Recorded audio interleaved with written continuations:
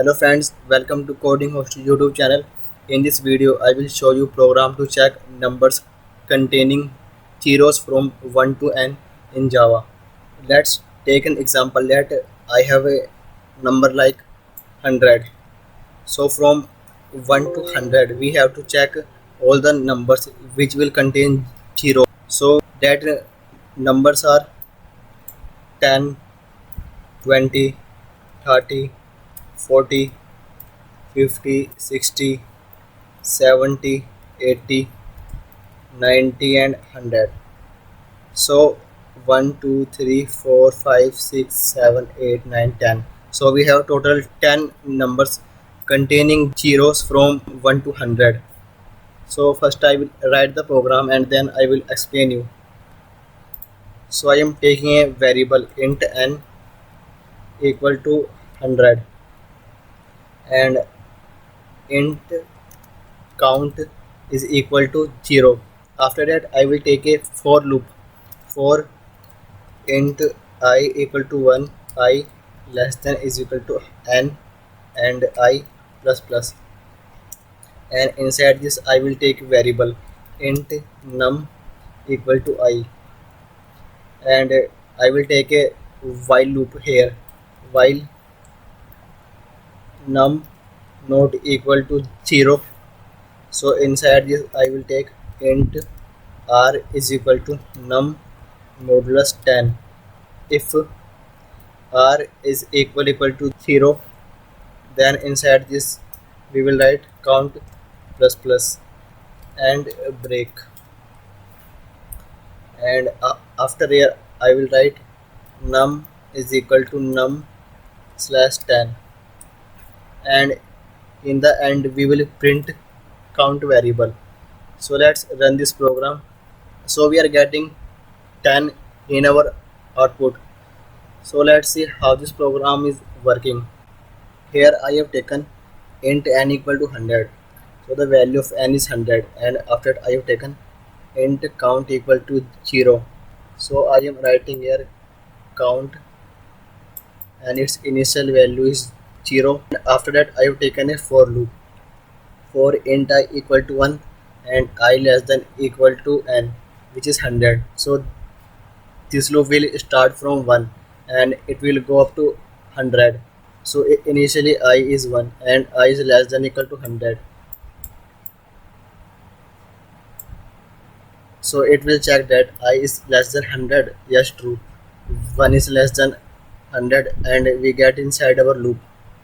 So int num equal to I. So I have taken a num variable and in this I have stored the value of I. So in the num variable we have value of I, which is 1. After that I have taken a while loop while num not equal to 0. So we can see that num is 1 which is not equal to 0. So our condition is true and we get inside our loop. So in this, so int r equal to num modulus 10.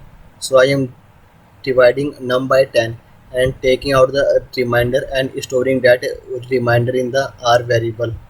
So 1 here and 10 into 0 is 0, and we get 1 in the remainder and storing it back in the r variable. So r variable has 1 inside it. After that I have taken a if statement. If r equal to 0, so it will check the remainder if it is equal to 0 or not. So if the remainder is equal to 0, then our condition is true and it will increment the value of count. After that I have taken a break statement here. I will explain it later why I have taken this break statement. After that num equal to num slash 10. So in this we are dividing num by 10 and taking out this quotient and storing it back in the num variable. So this while loop will run until the value of num is not equal to 0. It will check each digit of the num that if it is 0 or not. And so from 1 to 9 count to variable not increment because numbers from 1 to 9 don't have zeros inside it. So when I will become 10 and num will get the value of I which is 10. So after that num not equal to 0. So in the num we have 10. So our condition is true and we get inside our loop.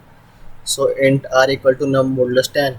So we divide 10 by 10 and take out the remainder. So 10 into 1 is 10 and we get 0 in the remainder and storing it in the r variable. So r variable has 0 inside it. Now it will check that if r equal to 0, so yes, our condition is true and it will increment the value of count. So it will become count plus plus. Now count will become 1. After that it will break the statement, because in every number we only have to check the present of 0 once. If I will not use a break statement, then it will increment the count value multiple times if zeros are present multiple times in a number. So I will explain you later how. So from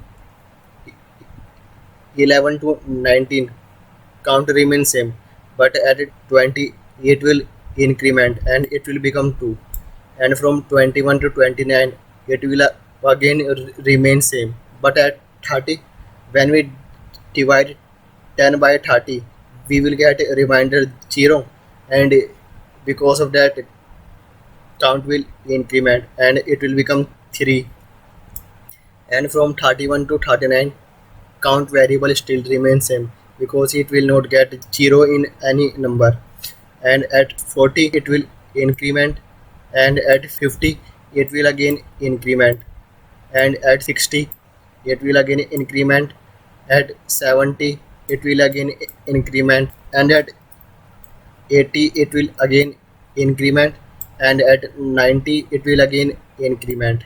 At 100, when num variable has 100 inside it, so it will check that num not equal to 0. So yes, our condition is true because 100 is not equal to 0, and we get inside our loop, and int r equal to num modulus 10. So we divide num by 10 and take out the remainder. So 100 here and dividing it by 10. So 10 into 10 is 100, and we get 0 in the remainder and storing it back in the r variable. So r has 0 inside it.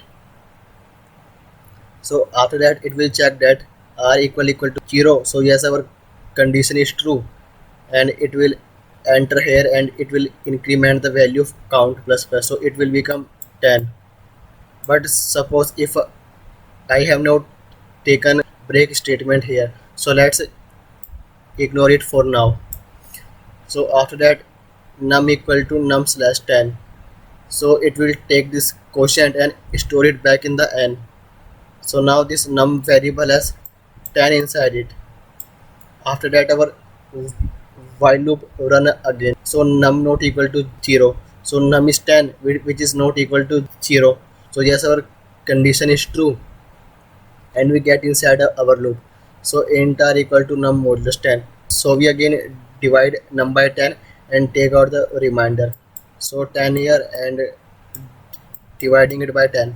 So 10 into 1 is 10, and we get 0 in the remainder and storing it back in the r variable. So now it will again check that r equal to 0. So our condition is true and it will increment the value of count. So count will become 11. So you can see when there is multiple zeros in a number, so it will increment the value of count variable multiple times. Our count variable has incremented to 2 times, but we only want that it will check present of 0 in a number only once. So that's why I have taken a break statement here. If we get 0 in the remainder and we increment the value of count, after that we will break this while loop, because we don't need to check other digits in the number. We only require to check 0 only once in a number. So the count variable will increment only once for a number having zeros once or multiple times. That's why I have taken this break statement here. So from 1 to 100 we will only get 10 numbers which will contain zeros inside it and not 11. And after that we will print our count variable and we get 10 in our output. So this is how we can write a program to check number containing zeros from 1 to n in Java. Thank you.